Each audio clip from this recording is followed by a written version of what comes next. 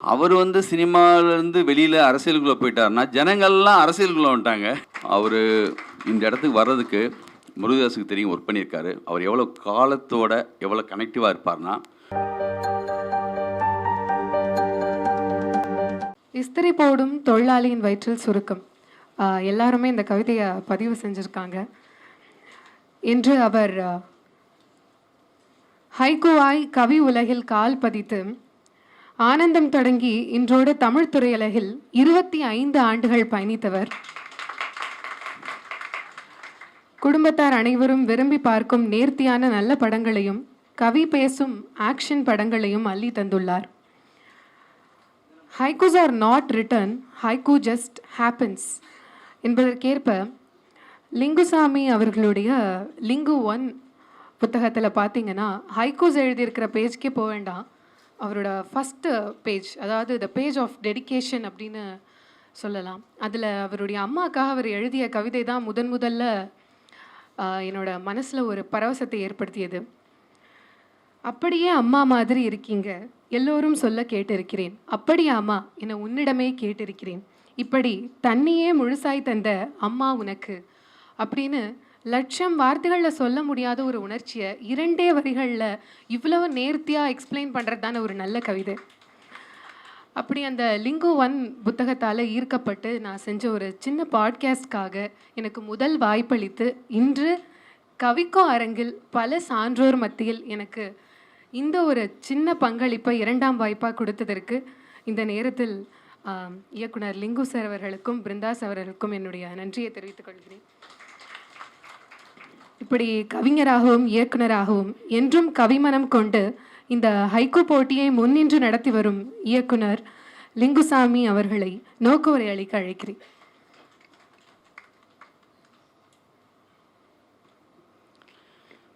எல்லாருக்கும் வணக்கம். அடுத்த வருஷம்லாம் இதை விட மிகப்பெரிய அரங்கத்தில் நடத்துவோம். தயவு செஞ்சு நிற்கிறவங்களுக்கு வந்து எனக்கு சங்கடமாக இருக்குது. முதல்ல வந்து ரொம்ப சந்தோஷமாகவும் பெருமையாகவும் எங்களுக்கு மிகப்பெரிய மகிழ்ச்சி அளிக்கிற விஷயம் என்னென்னா, எங்களுடைய நண்பர் எங்களுடைய ஒவ்வொரு நிகழ்ச்சியிலையும் எங்களோட பயணித்த இப்போது 2 வருஷத்தில், நாங்கள் 2 வருஷத்துக்கு முன்னாடி ஒரு நிகழ்ச்சி நடக்கும்போது எங்கள் நிகழ்ச்சியை தொகுத்து வழங்கினார். அதுக்கு முன்னாடி கலைஞர் விழா எடுக்கும்போது எங்களோட வந்து பயணித்தார். ஒவ்வொரு மேடையிலையும் நான் பார்ப்பேன். அவர் வந்து இன்னைக்கு அவருடைய நம்பிக்கை, அவருடைய பேரன்பு, ஒரு இயக்கத்தில் இதில் வந்து இருக்கலாம் அப்படின்னு அவர் ஒரு கான்ஃபிடென்ட்டோடு போய் நின்று இன்றைக்கி வந்து எவ்வளோ பெரிய மேஜிக் நிகழ்ந்த மாதிரி இருக்குது. ஒரு அமைச்சராக வந்து நம்மளுக்கு முன்னாடி உட்காந்துருக்காரு. உண்மையிலேயே ரொம்ப பெருமையாக இருக்குது. அது உங்களுக்கு வாய்க்க வேண்டியது தான், உங்களுக்கு தகுதிக்கு தகுந்த மாதிரி தான் உண்மையிலேயே கிடச்சிருக்கு. ஏன் சொல்கிறேன்னா, விஜய் சாரை நம்மளுக்கு தெரியும், இன்னும் 2-3 பேரை தெரியும். அதில் ரொம்ப பக்கத்தில் போய் ரொம்ப சரியாக ஒர்க் பண்ணி ஒவ்வொரு மேடையிலையும் அவர் பேசின விதம் வந்து அவ்வளோ அற்புதமாக இருந்துச்சு. இதை காலையில் எங்களோட எப்பயுமே சங்க சார்லாம் அவர் பஞ்சு பாலான்லாம் கூப்பிடுவார். அரவிந்தன் ஒரு டைலாக் ரைட்டரு, அவர் எங்கள் கூட எப்பயும் இருப்பார். அவர் சொல்கிறாரு, வரலன்னு நினைக்கிறேங்க, வந்திருக்காரா? சென்ட்ரல் மினிஸ்டர் தான் பார்த்துருப்போம், எக்மோர் மினிஸ்டர் இவர் அப்படின்னாரு. ரொம்ப சந்தோஷம். என்னென்னா, நீங்கள் ஜெயிச்சிருவீங்க அப்படிங்கிற அந்த உங்களுடைய விஜய் சார் முதலமைச்சராக வந்துடுவாருங்கிற அந்த அறிகுறி வந்து லாஸ்ட் ஒரு 10 நாளில் உண்மையிலேயே எங்களுக்கெல்லாம் தெரிய ஆரம்பிச்சிச்சு. ஒரு முக்கியமான மேட்ச் எல்லாம் நாங்கள் வந்து நான், சங்கர் சார், ஆர்யா, கேவி ஆனந்த், முக்கியமான நண்பர்கள்லாம் சேர்ந்து பார்ப்போம். ஒரு ஃபைனல் கிரிக்கெட் மேட்ச் எல்லாம்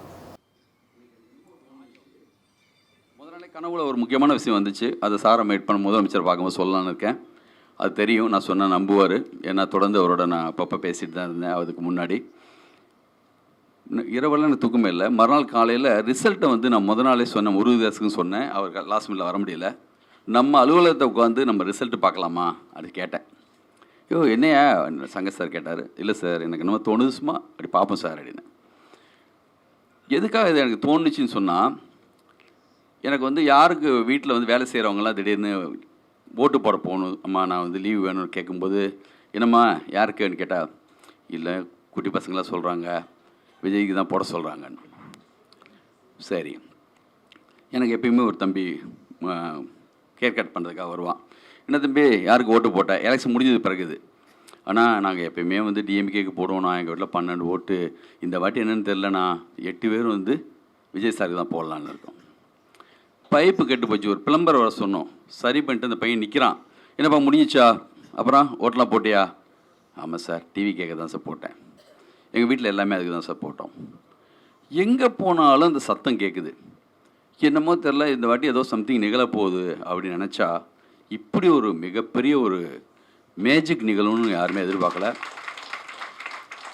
இது மாபெரும் பார்த்துட்டு இருக்கிறது சினிமாவா நிஜமா? அவர் வந்து சினிமாவிலேருந்து வெளியில் அரசியலுக்குள்ளே போயிட்டாருன்னா ஜனங்கள்லாம் அரசியலுக்குள்ளே வந்துட்டாங்க. சட்டசபை நடக்கிறதெல்லாம் நம்ம பார்ப்போமா? அங்கே சூப்பர் ஸ்டார் உட்காந்ததுனால நம்ம உட்காந்து பார்த்துட்ருக்கோம். அது மோர் வேல்யூபிள் ஃபுட்டேஜாக மாறிடுச்சு இப்போது. அவர் வந்து எவ்வளவு அவருடைய தன்மை எப்படின்னா, சமீபத்தில் எங்களுடைய முக்கியமான ப்ரொடியூசர் சவுதி சார் எனக்கெல்லாம் லைஃப் கொடுத்தவர், அவர் இறந்துட்டாங்க ஒரு ஆக்சிடெண்ட்டில். அந்த நிகழ்வுக்கு வர்றாரு. அவர் வர்றாருன்னு சொன்னோடனே அந்த 2 நாள் கழித்து அவர் வந்து பதவி வைக்கிறதுக்கு முன்னாடி அவங்க வர்றாங்க. வந்தால் இந்த நிகழ்வு பிருந்தா சாதி கூட பதிவு போட்டிருந்தார். வந்தால் அதுக்கு முன்னாடி ரொம்ப நாளைக்கு முன்னாடி அப்பப்போ மீட் பண்ணுவோம். வீட்டுக்கு ஒரு தடவை நானும் சங்க சபை பார்த்து மீட் பண்ணியிருக்கோம். நான் அவரோட படம் பண்ணாட்டினாலுமே முருகதாஸுக்கு எப்படி அவர் மேலே எப்படி அவருக்கு ஒரு அன்பு இருக்குமோ அது மாதிரி என் மேலேயும் அவரும் ஒரு அன்பு இருக்கும். வந்தார். அந்த உள்ளே வந்துட்டு ஜீவாவை கட்டி பிடிக்கும் போதெல்லாம் அழுகும்போதெல்லாம் அவர் மாதிரி ஆறுதல் சொல்லும்போது பின்னாடி தான் நிற்கிறேன், என்னை பார்க்கல. முடிச்சுட்டு போகிறப்போ சரி பின்னாடியே போய் மரியாதை நிமித்தமாக கார் வரைக்கும் போகலான்னு போகிறோம். ஃபுல்லாக போலீஸ் அப்படியே இருந்தாங்க. இருந்தாலுமே போகிறப்ப என்னை தடுத்தப்போ பிருந்தா தான் அவர் டேரக்டருங்கன்னு சொன்னோன்னே விட்டாங்க. காரில் ஏறி உட்காந்து கார் கிளம்ப போகுது. என்னை பார்த்துட்டாரு. அவர் கிளாஸ் ஓப்பன் பண்ணி எப்படின்னா இருக்கீங்க கேட்டுருக்கலாம். இறங்கிட்டார். இறங்கி கையை பிடிச்சிட்டு நான் சொல்கிறேன் பெரிய நிகழ்வு தான் அப்படின்னா, வீட்டில் பார்க்கலாண்ணா சந்தோஷம்னா சொல்லிட்டு கிளம்பி போனார். அப்படி என்ன ஒரு தன்மை! அது வந்து எனக்கு மிகப்பெரிய மிரட்சியாக இருந்துச்சு அன்னைக்கு.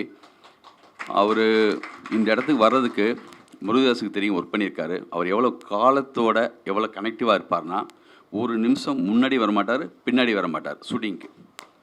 இது அமிதாப் பச்சன், ரஜினி சார், சிவாஜி சார்லாம் பார்த்துருக்கோம். டைமிங்னா டைமிங் அப்படி வந்து இருப்பாங்க. அதான் காலம் அவங்களுக்காக இவ்வளோ பெரிய இடம் கொடுத்துருக்கு. இது மேஜிக் உண்மையிலே நடந்தது. அதுக்கு வந்து அமைச்சருக்கும் என்னுடைய வாழ்த்து சொல்லிக்கிட்டு விழாவுக்கு போகலாம்.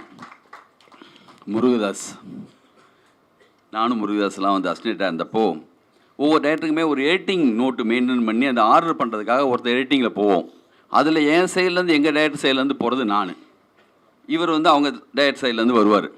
ஏவிஎம்மில் தான் பார்ப்போம். அது ஒரு பெரிய முக்கியமான ஒரு இடம். லெனின் சாருடைய எடிட்டிங் ரூமுங்கிறது அது ஒரு முக்கியமான இடம். அங்கே ஒரு மரம் இருக்கும், அங்கே தான் நிற்போம். அந்த ஒரு மீட்டிங் பாயிண்ட் மாதிரி. அங்கே மேக்ஸிமம் நாங்கள் சந்தித்து அவங்க எல்லாமே இன்றைக்கி டேரக்டர்ஸ், முக்கியமான டேரக்டர்ஸு. அங்கே பார்ப்போம்.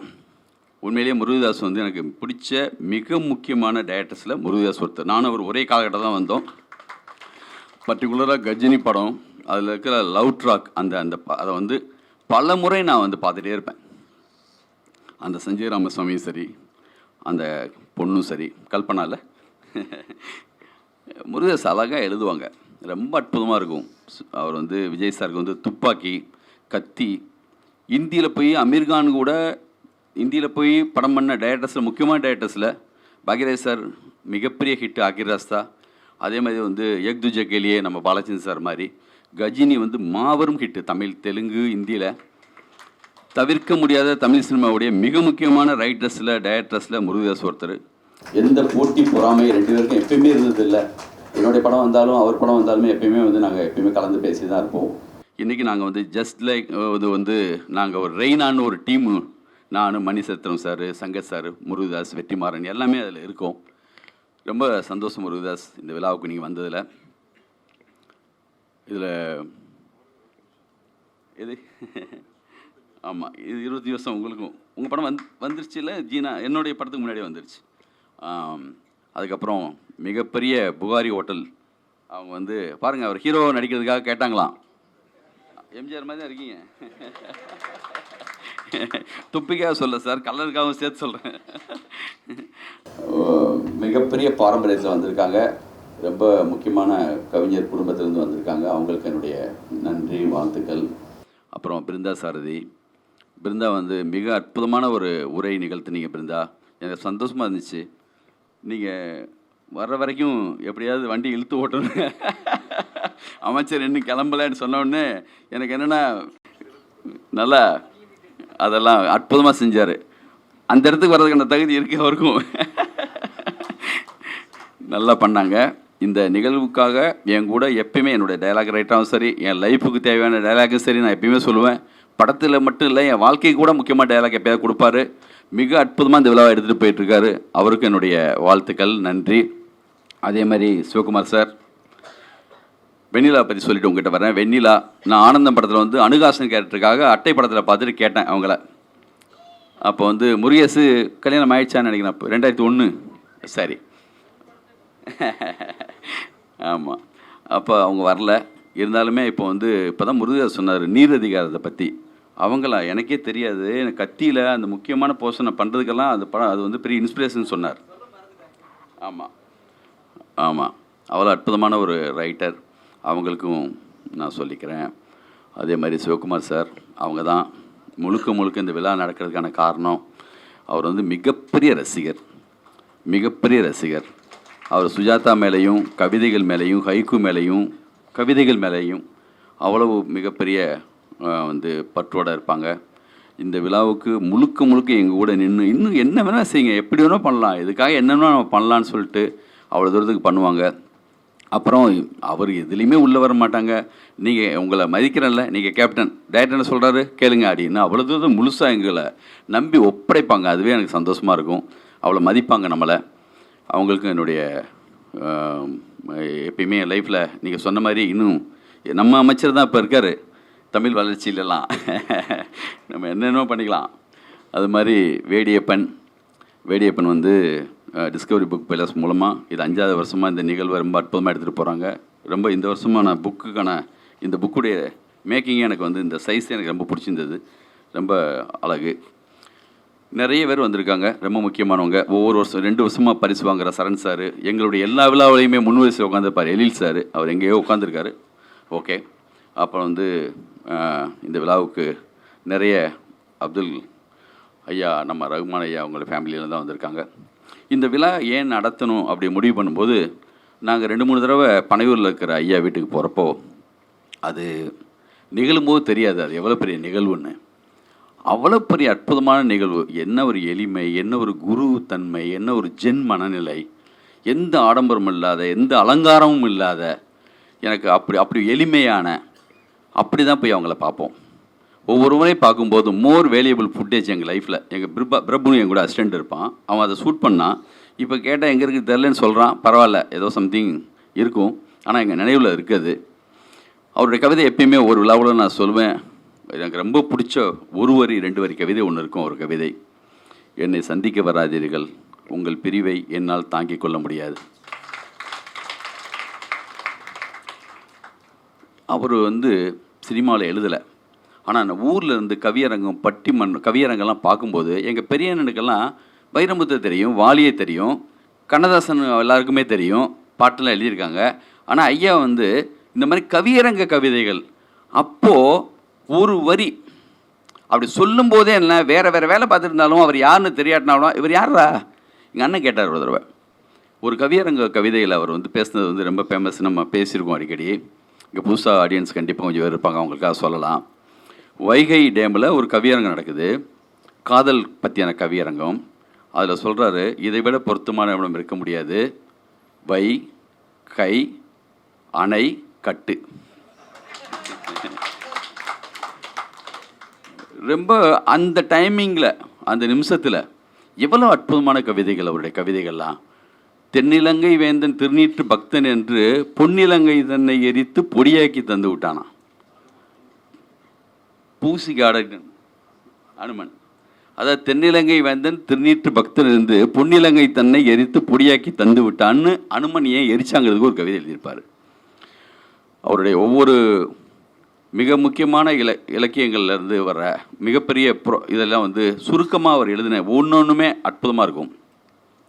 பொன்னகையால் வெண்முத்து பல்நகையால் கண்ணகைதன் கால் நகையால் கழுத்து நகை போய் வாய் நகை இழந்த கதை. கழுத்து நகை போய் வாய் நகை இழந்த கதை எவ்வளோ அற்புதமாக இருக்குது. அப்புறம் வந்து நீர் கவிதை இப்போ தான் ஜெயபாஸ்கரன் படித்தார். அதுவும் மிக அற்புதமான கவிதை. அவரை சந்திக்கும் போது நிகழ்ந்த நிகழ்வுகளில் நான் அவர் தான் சொன்னேன், என்னுடைய ஹைக்கூ விழாவுக்கெல்லாம் வந்துட்டு பார்த்துட்டு என்னுடைய ஹைக்கூ பார்த்துட்டு ரியல் ஹைக்கூன்னு சொன்னார்னு பிருந்தா சொன்னார்ல, அவர் ரொம்ப என்னுடைய ஹைக்கூ பிடிக்கும்.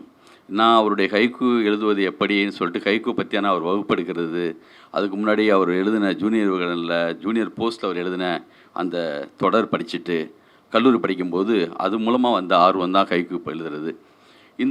இந்த வாட்டி போட்டிக்கு வந்த கவிதைகளில் 3350 கவிதைகளையும் நான் படித்தேன். ஏன் படித்தேன்னா, இந்த பக்கத்து ஆஃபீஸ் தான் விகடன் ஆஃபீஸ். எப்போ 91 நான் ஒரு கவிதை அனுப்புகிறேன், ஒரு போஸ்ட் காலில் இல்லை ஒரு இங்கிலாந்து லெட்டரில், இஸ்திரி போடும் தொழிலாளி வயிற்றில் சுருக்கம்னு எத்தனை கடிதங்கள் வந்திருக்கும். உலகம் மொத்தமாக எத்தனை பேர் அனுப்பியிருப்பாங்க. அதில் என்னோடது மிஸ் ஆகிருந்தா நான் இந்த இடத்துல வந்து நின்றுப்பேனா? அந்த ஒரு கவிதை கொடுத்த கான்ஃபிடென்ட் தான் நம்ம ஏதாவது செய்ய முடியும் நம்பிக்கை, விகடனில் வந்த உடனே ஏற்பட்ட ஒரு மகிழ்ச்சி, அதுதான் நம்மளை இந்த இடத்துக்கு கொண்டு வந்துச்சு. அதனால் நம்ம எங்கேயுமே ஒரு நல்ல கவிதை கூட இதுலேருந்து வெளியில் போயிடக்கூடாதுன்னு அது ரொம்ப சங்கடம் கொடுத்துச்சு.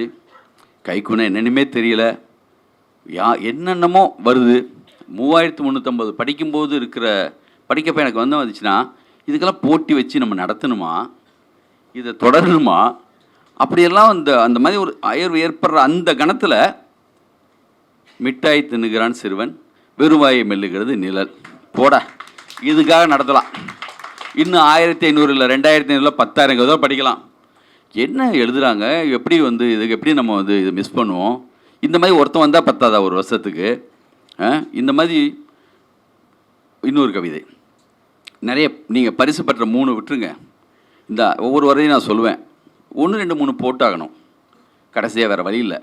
நீங்கள் இங்கே இருக்கிற ஒவ்வொருத்தங்கிட்டையும் கையில் கொடுத்தா நீங்கள் எல்லாருக்குமே ஒரு 1 2 3 இருக்கும்.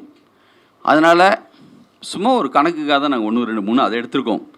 முருகதாஸ் உட்காந்துன்னு சொன்னார், ரொம்ப அற்புதமான கவிதைகள்லாம் இதில் இருக்குதுன்னு சொல்லி 2 3 கவிதைகளை படித்து காட்டினார். ரொம்ப நல்லா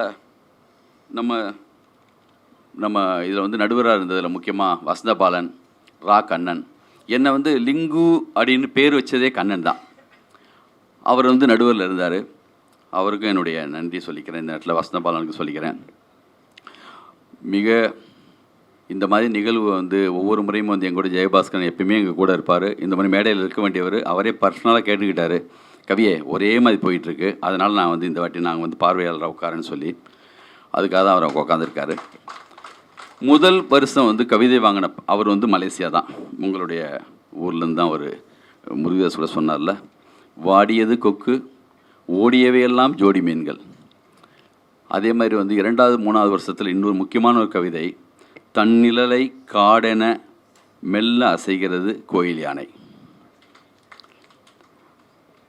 இன்னொரு கவிதை, பனிப்படர்ந்த கண்ணாடியில் கண்கள் வரைந்தேன் வலிகிறது கண்ணீர். இது தயாளன்னு ஒரு பையன்.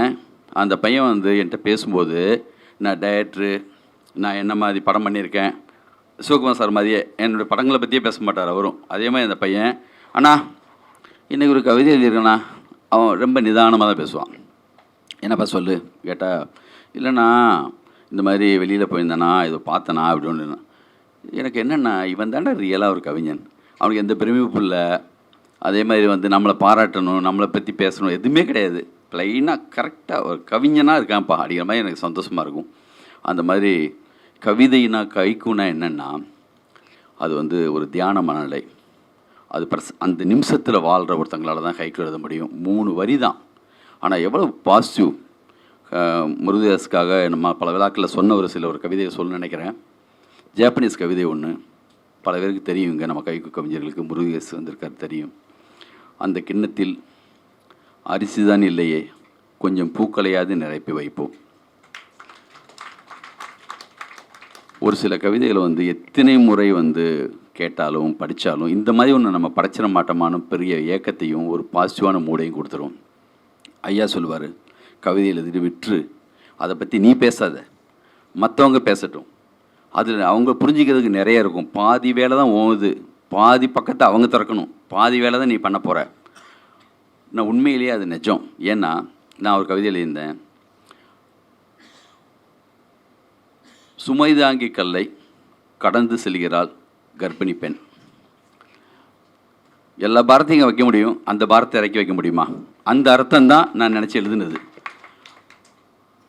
அதுக்கு விளக்கம் சொன்னவங்க ஒருத்தர் சொன்னாங்க, வில்லேஜில் நம்ம அந்த மரபில் ஒரு விஷயம் இருக்குது. கர்ப்பிணி பெண்கள் கர்ப்பத்தோடு இருக்கும்போது இறந்தாதான் சுமதேகம் கல்லே வைப்பாங்களாம். இந்த தகவல் எனக்கு தெரியாது. நம்ம வேலை என்ன? நான் நினச்சது இறக்கி வைக்க முடியாதுல்ல, அந்த ஃபீல் மட்டும்தான். நான் இது தெரிஞ்சு தான் எழுதியிருக்கேன்னு நினச்சி அவர் என்ன பாராட்டுறாரு. நம்ம செந்தில் மாதிரியில் ஹவா ஹவா அப்படி நின்றுணும். சொல்லுங்க அவ்வளோதானே, நிஜம் தானே நீங்கள் சொல்கிறதெல்லாம். அந்த ஓவியத்தை பார்த்து பேசும்போது தோலா படத்தில் ரியாக்ட் பண்ணுற மாதிரி அமைதியாக இருக்கணும். அது மாதிரி பல விஷயங்கள் அந்த மாதிரி. அது என்னென்னா, நம்ம எழுதலை, நம்ம தொடர்ச்சி. நம்ம எதாவது செஞ்சோம்னு சொன்னால் நம்மளுக்கு இருக்கிற எல்லா விஷயமே நம்ம டிஎன்ஏல இருக்க மாதிரி நம்மளுடைய தொடர்ச்சியில் தான் நிகழுது. அது மூலமாக தான் நம்ம எல்லாமே நம்ம செய்கிறோம். நம்மளுடைய அது உள்ளே இருக்குது அப்படின்னு ஐயா சொல்லுவார் ஒவ்வொரு முறையும். அது மாதிரி நீ யோசிக்கலை, உனக்குள்ளே ஏதோ ஒன்று இருந்து தான் அதெல்லாம் வந்து அப்படி தான் வரும். நான் டிஸ்கஷனுக்காக எங்கேயோ போய் உட்காந்துருக்கேன், கதை பேசுறதுக்கு ஒரு நிமிஷத்துக்கு முன்னாடி ஒன்று வருது. அது வந்தால் உள்ளேருந்து ஒரு ஓலைச்சுவடி எடுக்கிற மாதிரி அப்படி வரும், அப்படி எடுக்கிற மாதிரி வரும். குழந்தைகள் விளையாடும் மரத்தடியில் பழத்தை நழுவ விடுகிறது அணில். இதில் ஒரு சொல் மாறவும் இல்லை, இதுவும் பண்ணவும் இல்லை. செருப்பில் ஏறி பார்த்து காலுக்கு பொருந்தாமல் இறங்கி செல்கிறது எறும்பு. இது கழட்டி போட்டு, செருப்பு கழட்டி போட்டு எங்கள் ஆஃபீஸ் பக்கத்தில் உட்காந்துருக்கு. அப்படியே வருது. வைரம் சார் ஏர்லி மணி கவிதை படித்தார், கூப்பிடுவார், கிட்டாதாயின் வெட்டன மரம் மாதிரி இருக்கே அந்த கவிதை அப்படின்னார். நம்ம தான் இந்த 3 வரியில் இப்போ கவிதை எழுதி நினச்சிட்ருக்கோம். ஜப்பானில் அப்படி எழுதியிருக்காங்கன்னு சொல்கிறோம். ஆனால் நம்மளுடைய ஆதி காலத்தில் சங்க இலக்கியங்கள்லேயே 4 வரியில் 3 வரியில் மாபெரும் அற்புதங்கள்லாம் இருக்குது. இந்த கிட்டாதாயின் வெட்டன மர அது வந்து ஔவையார். காவினன் கலனே சுருக்கினம் கலப்பை மரங்கோல் தச்சன் மைவல் சிறார் மலுவுடை காட்டகத்தற்றே எத்திசை செல்லினும் அத்திசை சோரே. இது ஔவையார். நீ என்னடா பரிசு கொடுக்குறதுக்கு லேட் பண்ணுற? நான் வாத்திய கருவிலாம் எடுத்துகிட்டு சுருக்கிட்டு கிளம்பிடுவேன். நல்ல தச்சனுக்கு ஊரில் இருக்கிற எல்லாமே மரம்தான். எத்திசை செல்லினும் அத்திசை சோரே அங்கே வந்துருச்சு. நம்ம மிக அற்புதமான ஆண்டாள் பாடல்களையே ஹைக்கூ தன்மை அப்போ இருந்தே இருக்குது. ஒவ்வொரு நல்ல ஆண்டாள் பாடல்லையும் அந்த ரிதம் மேலேருந்து இறங்கின மாதிரி இருக்கும், எழுதுன மாதிரி இருக்காது. நல்ல கவிதை எல்லாமே நீங்கள் கண்ணில் பாதி உண்மையாவது இருக்கணும். நான் மேலே போயிட்டு பறவைகளுக்கு எதாவது போடலாமே சொல்லி ஒரு மொட்டை மாடியில் போய் என் கையிலேருந்து கொஞ்சம் அரிசி அப்படி தூக்கி போடுறேன். என் கையில் இந்த அரிசி போன அந்த கணத்தில் ஒரு கவிதை வந்துச்சு. இன்று நான் பாரதிக்கு விசிறிய அரிசி, இன்று நான் காக்கைக்கு விசிறிய அரிசி பாரதி விதைத்தது. அது அப்படி வரும். அதனால் பாதி உண்மை இருந்தால், முழுசாக உண்மை இருந்தால் அது தவிர்க்கவே முடியாத ஒரு விஷயமாயிடும். பாதியாவது உண்மை இருக்கணும். இல்லை அந்த மனசோடு நீங்கள் உட்காரும்போது, அன்போடு இருக்கும்போது, பாசிட்டிவாக இருக்கும்போது, நிஜமாக இருக்கும்போது, இது எதுவுமே இல்லாமல் இருக்கும்போது போது ஒன்று வரும். அதுக்காக நம்ம காத்திருக்கணும். பரிசுக்காக தயவு செஞ்சு எழுதாதீங்க. இது போட்டி வச்சு நடத்துகிற விஷயமே இல்லை. இருந்தாலும் நம்ம இதுக்குள்ளே நம்ம வந்தோம், நம்மளை யாரோ வளர்த்தெடுத்தாங்க, இதோட தொடர்ச்சியாக நம்ம எதை செய்யணுமேங்கிற பேரன்போட, நல்ல நண்பர்களுடைய ஆசீர்வாதத்தோட, அன்போடு இதை நிகழ்த்திட்டுருக்கோம். என்னை விட மிக அற்புதமாக பேசுறதுக்கு அமைச்சர் இருக்கார். அந்த உரைக்காக நீங்கள் காத்துட்ருப்பீங்க. நன்றி. இந்த நிகழ்வுக்கு நீங்கள் எல்லாம் வந்ததுக்கு. இப்போ அமைச்சரோட உரைக்காக நானும் தான் காத்துட்ருக்கேன். நன்றி.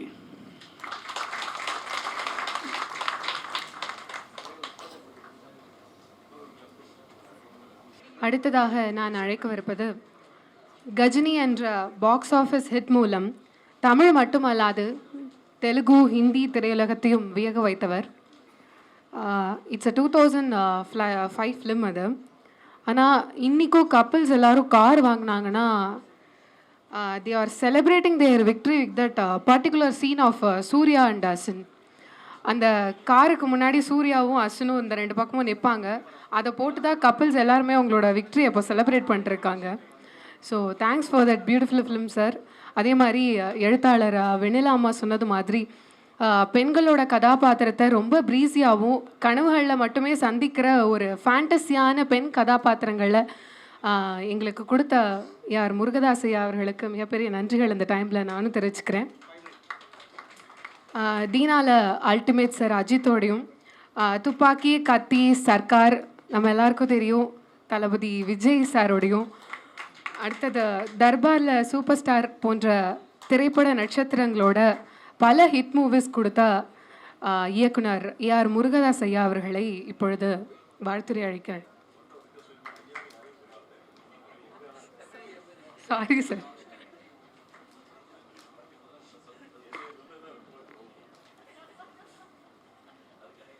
மேடையில் அமர்ந்திருக்கும் கல்வி அமைச்சர் ராஜ்மோகன் அவர்களுக்கு வாழ்த்துக்களும் வணக்கங்களும். இங்கே நிறைய கவிஞர்கள் வந்திருக்கீங்க, நிறைய பேர் கவிதை பரிசுகளும் பெற்றிருக்கீங்க. உங்கள் எல்லாருக்கும் எனது இனிய மாலை வணக்கங்கள். அப்புறம் ஸ்டேஜில் இருக்கிற சிவகுமார் சார், லிங்குசாமி, பிருந்தா சாரதி எல்லாருக்குமே என்னுடைய இனிய மாலை வணக்கங்கள். கவிக்கோ அவர்களின் நினைவாக இன்று நடத்தப்படும் இந்த தேர்ந்தெடுக்கப்பட்ட கவிதைக்கு வாழ்த்துரைக்கு என்ன கூப்பிட்டாங்க. ஃபஸ்ட்டு இந்த ஹைக்கூ கவிதை அப்படிங்கிறது எனக்கு கவிதை படிக்க வரும், ரசிக்க வரும், எழுத வராது. ஆனால் எனக்கு இந்த ஹைக்கூங்கிறது என்ன அப்படின்னு பார்க்கும்போது ஃபஸ்ட்டு ஒரு 3 வரியோ இல்லை 4 வரியோ ரொம்ப சின்னதாக ஒரு ஸ்டேட்மெண்ட் மாதிரி அதோட கடைசி வரி அது வரைக்கும் நீங்கள் படித்ததை முழுமை பெற வேறு ஒரு ஆங்கிள், இது வரைக்கும் நீங்கள் பார்க்குறத இந்த ஆங்கிளில் பாருங்கள் அப்படின்னு ஒரு அழகான நினைவு. அதுக்கப்புறம் நீங்கள் எப்போ பார்த்தாலும் அந்த கடைசி வரி அவங்க என்ன சொன்னாங்களோ அந்த வியூவில் தான் நீங்கள் அதை பார்க்க நேரிடும். அப்படி ஒரு அழகான ஒரு பாயிண்ட் ஆஃப் வியூ தான் இந்த ஹைக்கூ கவிதை. என்னை பொறுத்த வரைக்கும் லிங்குசாமியே ஒரு ஹைக்கூ தான். ஏன்னா லிங்குசாமி பார்க்கும்போது ஒரு இயக்குனராக தெரிவார், கிட்ட போன ஒரு கவிஞராக தெரிவார். இன்னும் போய் பார்த்தீங்கன்னா ஒரு நல்ல மனிதாபிமானமான ஒரு ஆள்ன்றது ஒரு சிலருக்கே தெரிஞ்சிருக்கும். ஏன்னா எனக்கு தெரிஞ்ச ஒரு சில நிகழ்ச்சி மட்டும் நான் சொல்லணும்னு ஆசைப்பட்றேன். அந்த கொரோனா செகண்ட் வேவ் அப்போ பயங்கரமான யார் எப்படி இருப்பாங்க, அது என்ன தாக்கத்தில் போய் முடியும் அப்படிங்கிற நேரத்தில் இயக்குனர் வசந்தபாலன் அவர்கள் ஒரு அவசர சிகிச்சை பிரிவில் அனுமதிக்கப்பட்டு கிட்டத்தட்ட மரணத்தின் தருவாயில் போயிட்டாருன்னு சொல்கிறாங்க. அந்த நேரத்தில் யாருக்குமே அனுமதி இல்லாதப்போ மொத்தமாக அவர் மீட்டெடுத்த பெருமை லிங்குசாமி சாரும். அது மட்டும் கிடையாது, அதுக்கப்புறம் அவர் அதிலிருந்து மீண்டு வசந்தபாலன் அவர்கள் அதை பற்றி ஒரு விகடனில் எழுதியிருந்தார். அந்த விகடனில் அவர் சொல்லியிருக்காரு, எனக்கு எல்லாருமே ஒரே மாதிரி தான் தெரியுறாங்க, எல்லாருமே அந்த நீல கலரில் அந்த ட்ரெஸ் போட்டுக்கிட்டு எல்லோரும் உள்ளே வரும்போது என்கிட்ட என்னை நோக்கி ஒருத்தர் வந்தார், என்னுடைய கலங்கிய கண்களில் நான் பார்க்கும்போது ஒரு நீல உடை அணிந்த ஒரு தேவதையாக நான் பார்த்தேன் அப்படின்னு சொல்லி, அது கிட்ட வந்தோடனே தான் தெரிந்தது அது என் நண்பன் லிங்கு அப்படின்னு சொல்லி. ஸோ அந்த வரிகளில் ஒரு கவிதை இருக்குது பார்த்தீங்களா, அதுதான் லிங்குசாமி. ஸோ லிங்குசாமிக்கு எனது வாழ்த்துக்கள். அதே மாதிரி இந்த அவரோட கவிதைகளில் எனக்கு ரொம்ப பிடிச்சது இந்த மாதிரி ஒரு 4 வரி கடைசி வரி அப்படியே மொத்த வரைக்கும் அது வரைக்கும் நீங்கள் பார்த்தது அப்படியே மாற்றி அமைக்கிற ஒரு ஆசையாய் வாங்கினேன் புத்தன் சிலை. ஸோ எதையும் ஆசைப்படாதுன்னு புத்தர் தான் சொன்னார். ஆனால் புத்தர் சிலை வாங்கணும்னு ஒருத்தன் ஆசைப்பட்டான்னு ஒன்று இருக்குது பார்த்தீங்களா, அந்த விஷயம் ரொம்ப அற்புதமாக இருந்தது.